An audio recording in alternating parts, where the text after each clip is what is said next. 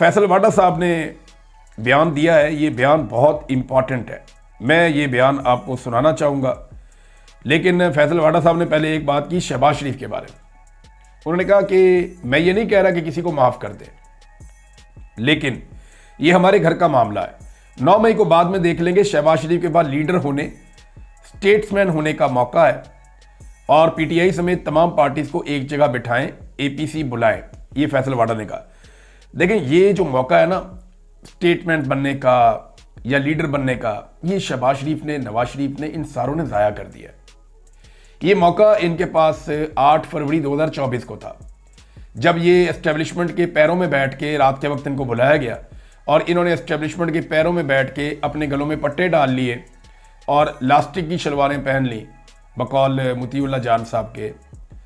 और उस रात इन्होंने फैसला किया कि ये अब लास्टिक की शलवारों के साथ और गले में डले हुए पट्टों के साथ गुजारा करेंगे और पालतू बन के रहेंगे एस्टेब्लिशमेंट के। तो अब इनके पास लीडर बनने का मौका नहीं है। बतौर अर्दली तो ये ज़िंदगी गुजार सकते हैं, बतौर लीडर अब ये लोग ज़िंदगी गुजार नहीं सकते। दूसरा, एक और बड़ा अजीबोगरीब काम किया फैसल वाडा साहब ने। ये तो मैं सुन के हैरान रह गया। फैसल वाडा साहब तो उस मुकाबले में आ गए हैं जो नवाज शरीफ साहब लगातार जीत रहे हैं बड़ी कई दहाइयों से। मरीम नवाज भी जीत रही हैं बड़े लंबे अरसे से। गवर्नर सिंध भी इस मुकाबले के अंदर शामिल थे और जरदारी और बिलावल ने भी इसके अंदर बड़ी मेहनत की है। लेकिन फैसल वाडा, मुझे ऐसा लगता है कि सबसे आगे जाना चाहते हैं। फैसल वाडा ने आर्मी चीफ की बेहतरीन खुशामद की है और खुशामद के तमाम पुराने रिकॉर्ड तोड़ डाले हैं। यानी अगला तमगा इम्तियाज अगर किसी को मिलना चाहिए तो वो फैसल वाडा साहब को मिलना चाहिए। और मेरे ख्याल में फैसल वाडा साहब की नज़र जो है वो नवाज शरीफ साहब की जो एक ख़ास महारत है उसमें जो वो एक पोजीशन रखते हैं नवाज शरीफ साहब, फैसल वाडा साहब की अब जो नज़रें हैं वो उस पोजीशन पे हैं, मुझे ऐसा लगता है। उन्होंने कहा कि जनरल आसिम मुनीर बड़ा clear headed, well planned, well timed, confident, मुस्तकिल मिजाज, focused, targeted, achiever, go getter किस्म का चीफ है। पूरी कौम मुत्तहिद है अपने चीफ के साथ और अपनी फौज के साथ खड़ी हुई है। वाडा साहब, आपका तो ये जो बयान है पता नहीं कितने लोग सुनेंगे, लेकिन आर्मी चीफ ने चंद दिन पहले ISPR के अपने जो YouTube चैनल है उसके ऊपर आर्मी चीफ साहब की तकरीर लगाई गई थी। मैं ज़रा निकाल के चेक करके आपको बता देता हूं कि उसको अभी तक कितने लोगों ने सुना है, ताकि आपको ये पता चल जाए कि आर्मी चीफ साहब के साथ कितनी कौम खड़ी है।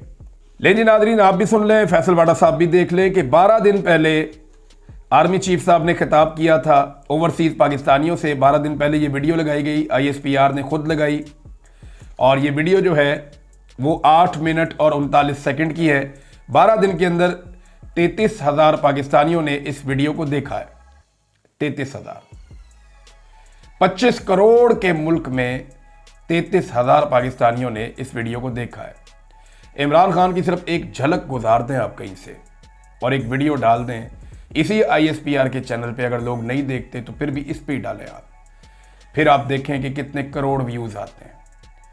आप हैरान हो जाएंगे, तबाही फिर जाएगी व्यूज की। तो फैसल वाडा साहब, आप खुशामद आपने बहुत अच्छी की, कमाल किस्म की, लेकिन आप हकायक से बहुत दूर चले गए। वो वक्त चला गया जब इन चीज़ों से आपको मकबूलियत मिलती, आपको फ़ायदा होता। अब वो वक्त नहीं है। मेरे ख्याल में चीज़ें रैप अप हो रही हैं, ये और चलेगा नहीं, बहुत लंबा अरसा नहीं चलेगा। एस्टेब्लिशमेंट को पाकिस्तान में बदतरीन शिकस्त गुज़िश्ता साल हो चुकी है। अब तो वो अपना ज़ख्मी धड़ लिए घूम रही है। जो पाकिस्तान की मिलिट्री एस्टेब्लिशमेंट है, क़यादत है, उन्हें पाकिस्तान की अवाम ने नाकों चने चबवाए हैं और बदतरीन शिकस्त दी है 8 फरवरी 2024 को। उसके बाद से लेकर अब तक वो अपने ज़ख्मी वजूद को घसीट रहे हैं। कभी किसी को मारते हैं, कभी किसी को तंग करते हैं। अब सनम जावेद को जनाब गिरफ्तार कर लिया। यानी फ़ौज को बॉर्डर पे जाने का कहना क्या एक जुर्म है? या ये कहना एक वज़ीर आला को कि भारतीय जारहियत पर अपनी लबकुशाई कर लें, क्या ये एक जुर्म है? क्या ये इतना बड़ा जुर्म है कि सनम जावेद को और उनके शौहर दोनों को गिरफ्तार कर लिया जाता है जेल के बाहर से, और गिरफ्तार भी एक ऐसे भोंडे मुकदमे में कि जनाब इन्होंने धांधली के खिलाफ एक एहतजाज किया था आज से 2 महीने पहले, 2.5 महीने पहले एहतजाज किया था धांधली के खिलाफ, तो उसका एक मुकदमा हमने दर्ज करके रखा हुआ था, उसमें हमने इनको पकड़ लिया। शर्म भी नहीं आती पकड़ने वालों को और पकड़वाने वालों को। कोई ढंग का मुकदमा ही बना लें आप। तो ये क्या इतनी बुरी बात है, ये इतनी मायूब बात है कि फौज को ये कहा जाए कि आप अपना असली काम, आपका लड़ने वाला है, आप जाके लड़ लें। एक लड़की ने यही कहा है ना कि जाएं जाके लड़ लें आप। खातून ने और क्या कहा आपसे कि जनाब आपका लड़ने का काम है, आपका बजट सारा कुछ लड़ने से मुताल्लिक है, जाके लड़ें।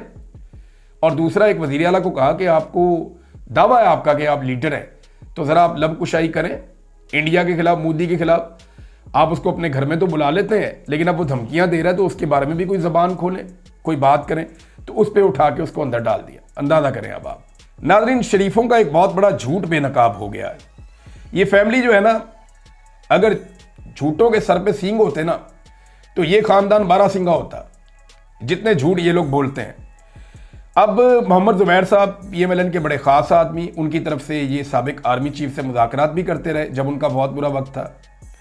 तो मोहम्मद ज़ुबैर साहब बताते हैं कि जब हालात इस तरह के थे और मैं मुज़ाकरात कर रहा था जनरल बाजवा से, तो इन्हें ख़तरा हुआ कि ये बात खुल जाएगी, मामला बाहर निकलेगा। तो उस वक्त के DG ISPR ने मेरी और जनरल बाजवा की मुलाकातों से मुताल्लिक मीडिया पर बता दिया। तो मैंने मरियम नवाज से पूछा कि अब पब्लिक को क्या बताना है। मरियम नवाज ने कहा कि आप कहें, इसका तो मरियम नवाज और नवाज शरीफ को मालूम ही नहीं था, मैं खुद गया था। ये नहीं, अपने ऊपर ले लें आप, हमारा नाम नहीं लेना आपने। हम तो वोट को इज्जत दो का बयानिया चला रहे हैं, हम तो लोग को बेवकूफ़ बना रहे हैं पाकिस्तानियों को, हम तो पाकिस्तानियों को झांसा दे रहे हैं। ये जो बूट पॉलिश हमने की है, इसके बारे में आपने लोगों को नहीं बताना। लोग आपसे पूछें तो आपने कहना है कि ज़ुबैर साहब, आपने ये कहना है कि मैं खुद ही कर रहा था।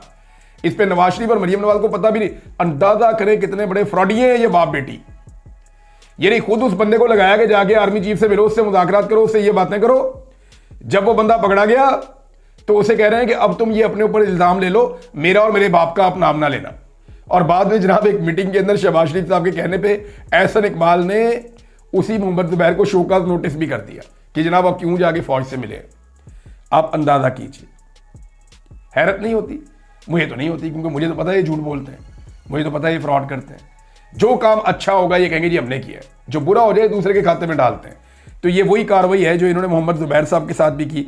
वो बेचारे शरीफ आदमी थे और वो बर्दाश्त नहीं कर पाए। उसके बाद उन्होंने सारे पोल एक एक करके खोलने शुरू कर दिए।